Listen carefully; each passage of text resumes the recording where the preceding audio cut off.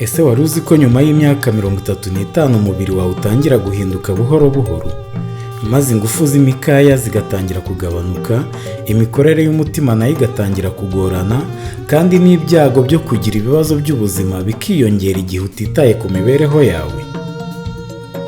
Gusa ubundi imyaka ntiyakagombye kuba ikibazo, ahubwo ikibazo ni uko abenshi bahagarika imyitozo ngororamubiri bitwaza uko kunanirwa k'umubiri.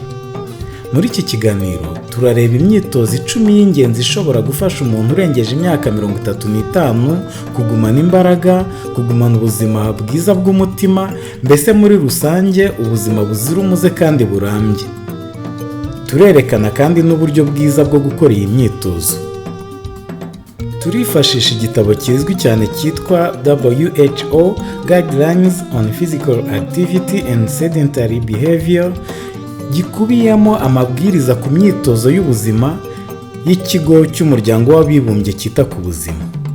Uragera ku musozo uzi uko wategura siporo yawe y'icyumweru kugira ngo ibe igice cy'imibereho yawe aho kuba ikintu ukora rimwe na rimwe. Niba rero ushaka kumenya uko wakomeza kugira umubiri ukomeye uko imyaka igenda yiyongera, komeza kureba iyi video kugeza ku musozo, kandi wibuke no gukora subscribe niba wari utarayikora kugira ngo ukomeze kubona amakuru afasha ubuzima bwawe.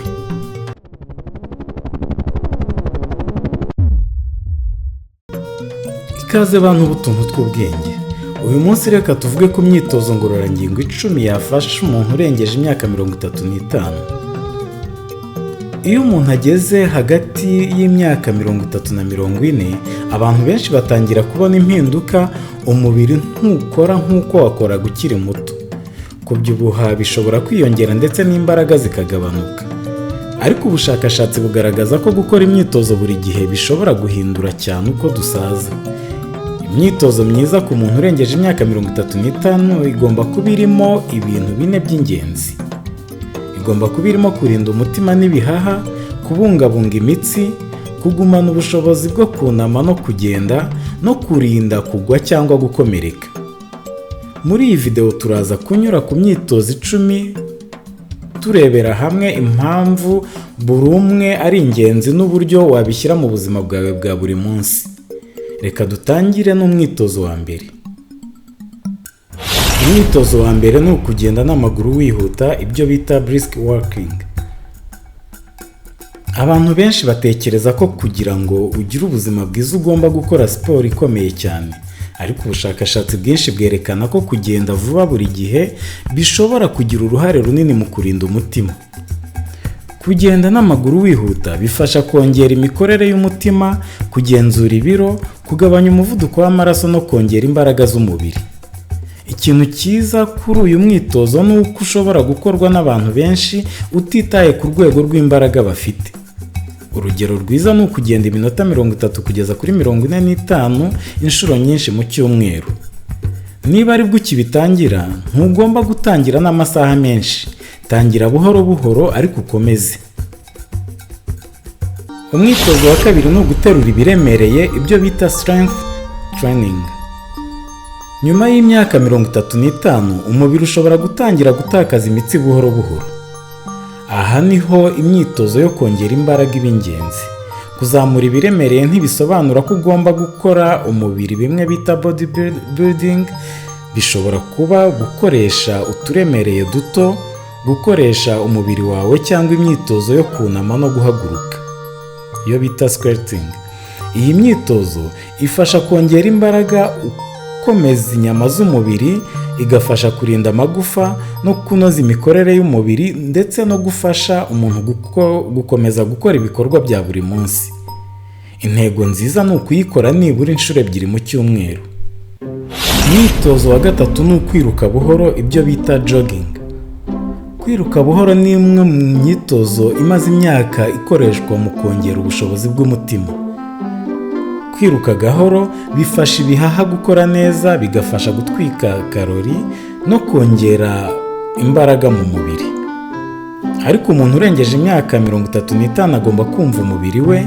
Niba utamenyereye kwiruka, ushobora gutangira iminota mike yo kwiruka ukagenda uzamura buhoro buhoro. Intego si ukwihutisha umubiri, ahubwo ni ukuwutoza buhoro buhoro.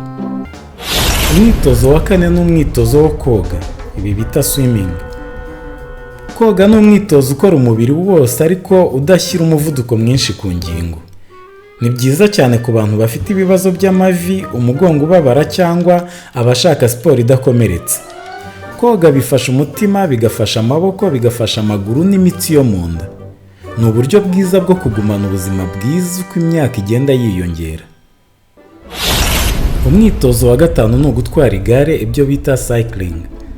Gutwara igare ni uburyo bwiza bwo gukora cardio cyangwa imyitozo ifasha umutima.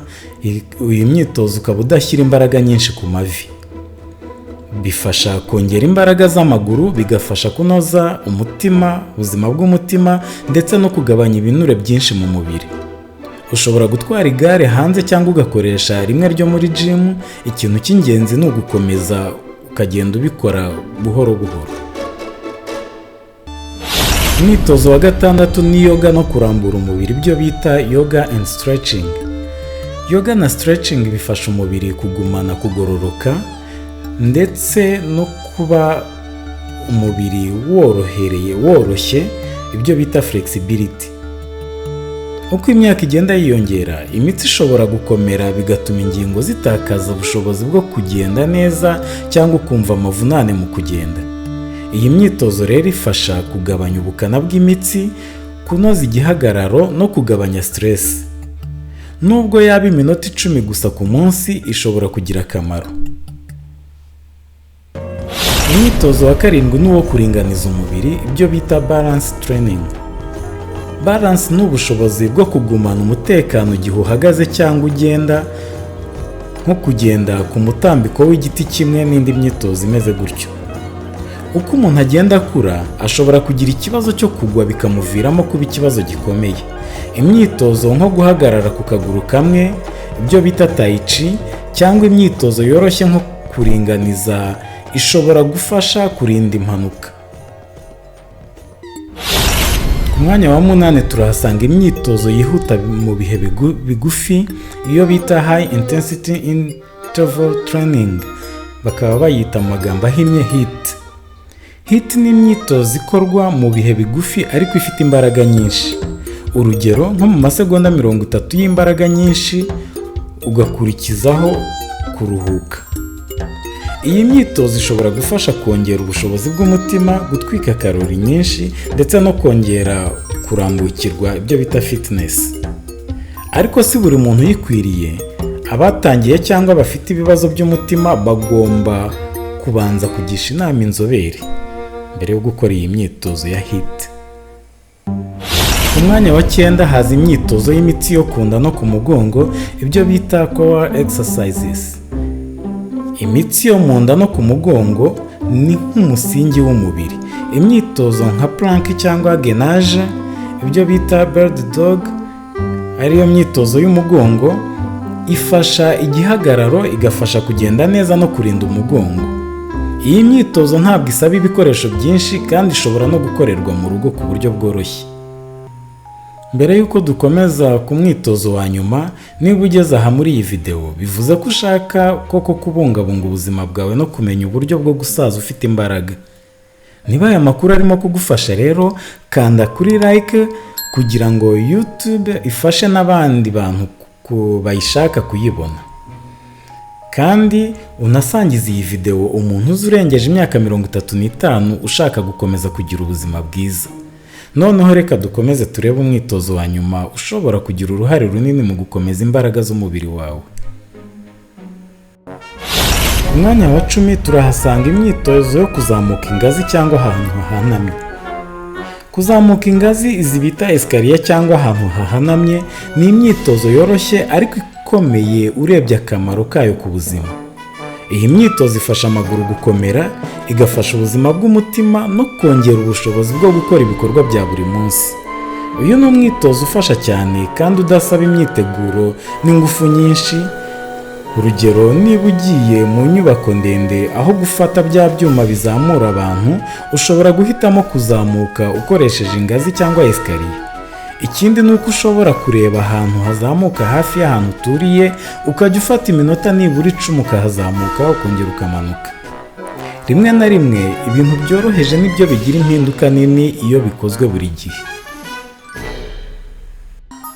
Dore noneho urugero rw'uko wategura siporo yawe mu cyumweru. Iminsi 3 kugeza kuri 5 utarengeje 5 ushobora kujya ugenda n'amaguru vuba, koga cyangwa gutwara igare mu gihe cy'iminota 30 utarengeje 45. Mu minsi 2 mu cyumweru cyangwa 3 ugakora imyitozo ikomeza imitsi nko kuzamura twa twuma turemereye utubita petit poids. Hanyuma buri munsi ugafata iminota 5 kugeza ku minota 10 ukora imyitozo yo kurambura no kuringaniza umubiri.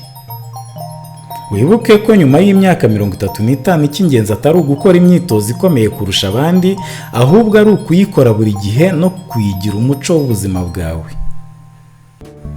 Dusatira umusozo rero, twabonye imyitozo 10 ishobora gufasha umuntu urengeje imyaka 35 kugumana ubuzima bwiza.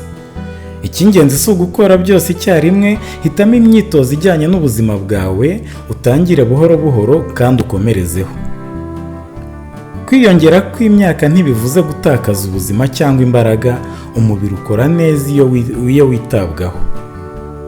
Mu kiganiro cyacu gikurikira tuzayorebera hamwe ibiribwa 10 bishobora kukubangamira iyo bivanze, tumenye ibyo siyansi bivugaho, tunamenye impamvu bishobora guteza ibibazo ku bantu bamwe na bamwe, nuko wabirya mu buryo bwizewe.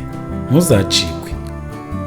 Niba rero iyi video yagufashije, kanda like uyisangiza abandi bashaka kugira ubuzima bwiza, kandi ukore na subscribe kugira ngo ukomeze kubona izindi nama zishingiye ku bushakashatsi. Reka tubashimire kuba mwabanye natwe, byari utuntu tw'ubwenge, tuzongera guhura muri video itaha. Mugire ubuzima bwiza.